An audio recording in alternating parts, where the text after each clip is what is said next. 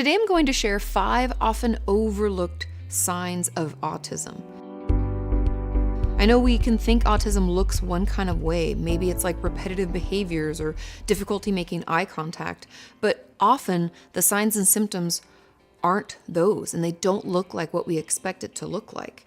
And this can even be overlooked by professionals, which is why for a lot of us, especially women, we can be diagnosed with autism much, much later in life. I also want to mention briefly that I do not specialize in the treatment of autism. These are things that people in our community have been so gracious to share with me and things that I have researched and found out about. But if you feel like I've misspoken or there's more that you wish I would know, feel free to leave it in the comments down below. Let's start off with that first sign, and that is hyperfocus, or what I might call having special interests. This means that when we like something, let's say dogs. My dog is sleeping on the couch, so let's say dogs. I dive all the way into it. That's why I called it hyperfocus and also special interest, because we honestly can't think about or focus on anything else. And when we talk about hyperfocus, we usually only attach it to ADHD. But I believe that it also applies a lot to autism and the fact that we can have these very specific special interests, and that's all we want to talk about. That's all we want to do. This could even mean that in school we don't complete the project that we have, not because we aren't able or don't understand it, but because we can't stop focusing on our research on dogs or something. There was an article I was reading by a woman who said that she had such an infatuation with wolves when she was younger that she failed some papers in this class because it was taken away from her time researching wolves. And so if we find ourselves having this really intense hyper focus and having this special interest that nobody else seems to have because it's not applicable in school or at home, it's just like our own thing, maybe talk to your doctor, talk to your psychiatrist or your therapist, because it could be an overlooked sign of autism. Sign number 2 is that we are sensory avoidant. Smells, sounds, lights, everything can be so overstimulating, overwhelming that we can find ourselves after being out in the world doing, let's say we had to go to the grocery store, for doing that for an hour, we have to come home and kind of recharge. We're like, oh, that was a lot. And so we can find ourselves avoiding social situations or not wanting to go out and finally seeing that band live because, the crowds and the noise and all of that. I actually would recommend, this is a totally random thing, but loop earplugs, it's not sponsored, just love them, have them myself. Those can be really great. You can put them in, and there's some that have modes. You can get basic earplugs, but other ones have 3 modes. One that's quiet, where it blocks out all the noise. Then the other's focus, where it takes out ambient noise. And then the other's open, so you can kind of decide what you want and you can just have them in all day. So that might be something if you find yourself being sensory avoidant. However, I just want you to know that if you feel like you have to recharge after being around a lot of people or, smells or noises or anything like that, it could be something that is an overlooked sign of autism. Whenever I talk about being sensory avoidant, I cannot help but remember one of my friends that I had in college. She was incredibly sensitive to clothing and the feeling of fabrics. And she would get, her dad would buy her, I went to Pepperdine, so a lot of rich kids, right? Her dad would buy her these crazy fancy clothes, and she would just rip the tags out. She even ripped a hole in a $300 shirt once because she was this tag, it's just it would just drive her crazy. She's why are they on the inside? And she would rip them out in public because it was so uncomfortable to her.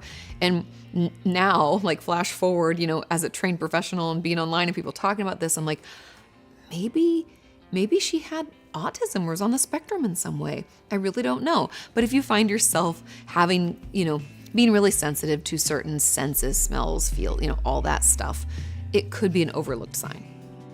Sign number 3 is sensory seeking. Now, I know this one comes as a surprise. We talk all the time online about that overload, what I just talked about, wanting to avoid too much because it feels overwhelming. But for a lot of us, we need to seek it out. We have to find this right balance. And I made some notes on this, I don't want to forget, but we can find ourselves becoming easily bored or agitated that nothing's going on. We're somebody do something, make a noise, turn a light on. Well, it can be too much. We seek out a certain level of stimuli. And that's not something that's often talked about. And I was reading another Reddit thread because went down a rabbit hole.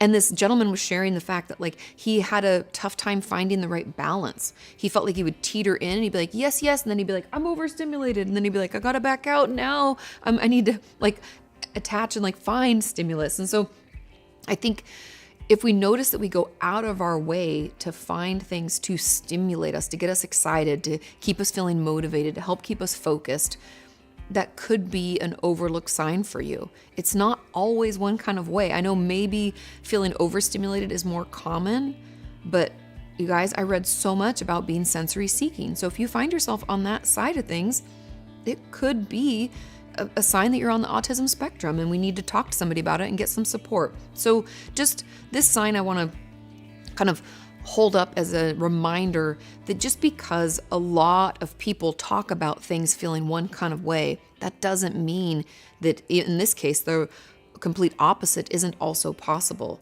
When we have a difficult time, regulating our sensory input and what we need to feel okay, that is one of the signs I know when we're talking diagnostically speaking about autism spectrum disorder. And so just like a lot of people feel overwhelmed, some people feel like underwhelmed and are seeking it out. So just see if you feel like it's back and forth, or like the gentleman when I was reading his Reddit thread about like, I'm teetering too much. If you have a tough time with that, that could be a sign. Sign number 4 is having social challenges that are not obvious. When we talk about autism, we often think that it's going to be like complete meltdowns or sensory overloads that will be completely obvious to the whole room what's going on. However, a lot of people with autism do not have those obvious of signs. I made some notes so I don't forget, because not all autistic people struggle with eye contact or social cues, but autism often involves at least some social and relational challenges in less visible ways. Like for an example, exhaustion from socializing or feeling like you don't fit in. That's not something people would notice. Only we wouldn't know internally, right? Also disappearing for a few days after a social event to recharge, right? We've all done that. Or only having a few close friends. And here's something that I read about too, is that often those of us on the spectrum tend to have a few other close friends who are also neurodivergent, meaning people, could have their own mental health issues, could have autism themselves, ADHD, any sort of thing. We can find that we're more attracted to them and we kind of hang out together on our special interests or our hyper focuses. They don't have to be the same thing, but we just like being around each other because we're still social creatures, even though we can struggle with social interactions. And that's why these are often overlooked, because one woman I was reading her comment, she was saying, when I was growing up, I never got diagnosed, and she got diagnosed in her 30s. I was never diagnosed as a kid because I didn't quote unquote look autistic. She's like, I had a couple of close friends, but she goes, now that I've kept in touch with them, I realize they are also neurodivergent, and we wouldn't play together, but we would play in the same area together.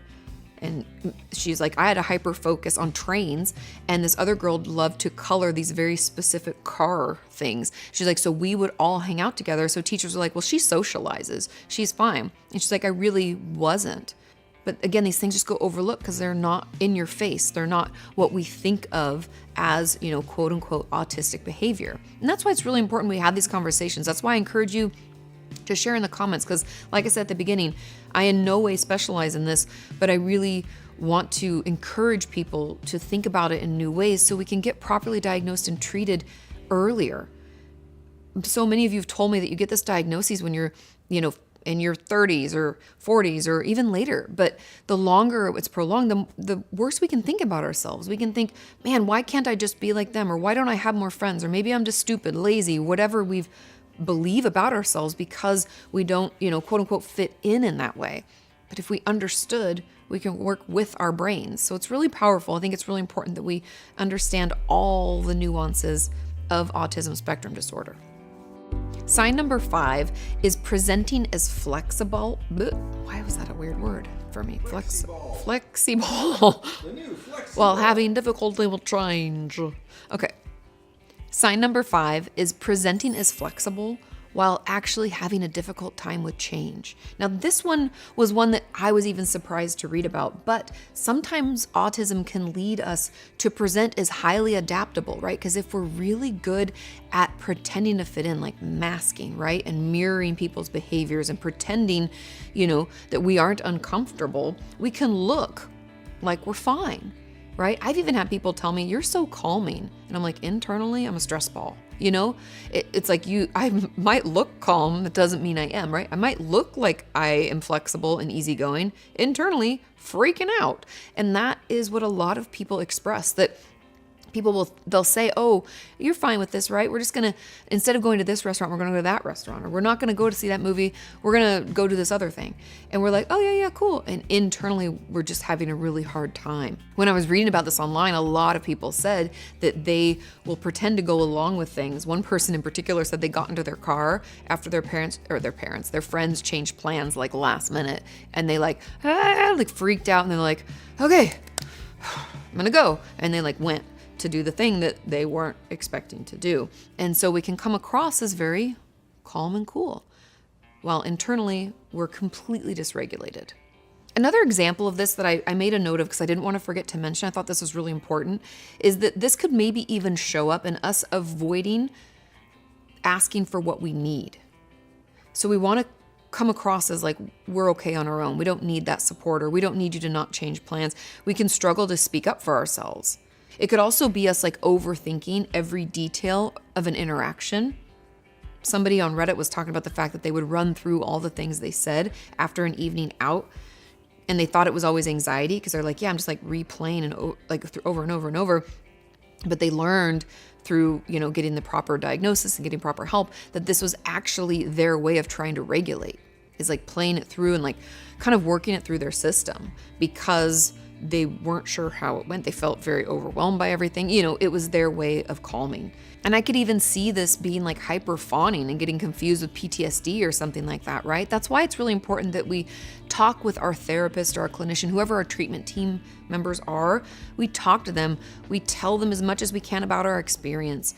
We give it time. Maybe we get a second opinion, because we want to ensure that all of our symptoms, all of the things bothering us, are accounted for, talked through, and understood, so that we make sure we're getting the right diagnosis. Because autism, ADHD, even complex PTSD, borderline personality disorder, any diagnoses we can get can happen by mistake. A clinician could make an assumption. We could express a symptom in a way that they don't understand, and then it's misconstrued. It's really important that we participate in this process and speak up for ourselves, because we are the expert in us. And so I hope some of these maybe usually overlooked signs helps you better speak up and reach out and get the support that you need. I think that's it. I'll just wrap it up a little bit. If I left anything out, or there were other signs and symptoms you thought were overlooked in your diagnosis process, leave those in the comments down below and share resources and ways to help each other. If there are other channels that talk about autism and other ways to cope or regulate or manage, please share those in the comments. You never know who you could help. Have a wonderful rest of your week, and I'll see you next time.